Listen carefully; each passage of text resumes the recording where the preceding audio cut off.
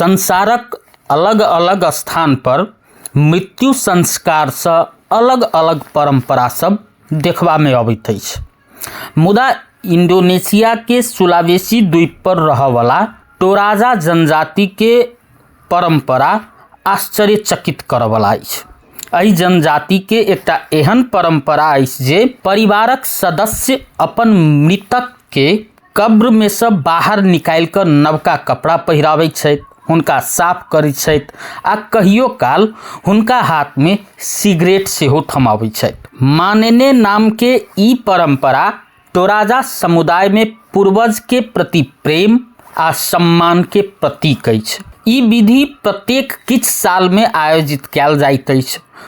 समुदाय के व्यक्ति कब्र के खोल कर मृतक के कंकाल के निकालैत अछि। कंकाल के साफ क क ओ सब नवका कपड़ा पहिराबैत छथि आ ओहि के बाद ओहि कंकाल के संग बातचीत सेहो कयल जाइत अछि आ ओहि कंकाल के सिगरेट सेहो पियाओल जाइत अछि आ भोजन सेहो अर्पित कयल जाइत अछि। टोराजा समुदाय में ई विश्वास अछि जे एना केला से मृतक के आत्मा के प्रसन्नता मिलैत अछि आ परिवार के रक्षा करैत अछि। टोराजा जनजाति के लेल मृत्यु जीवन के अंत नहीं बल्कि एकटा अध्याय अछि।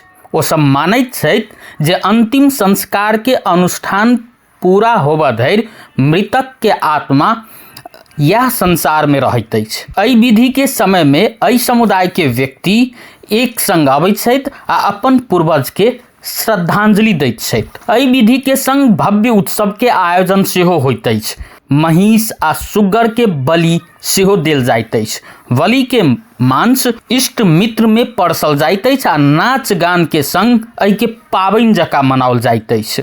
धनिक परिवार बलि के लेल बेसी से बेसी जानवर के प्रबंध करैत छथि, जाहि में कहियो काल 100 टा सुगर आ 10 टा महिष धरि सेहो शामिल होइत अछि।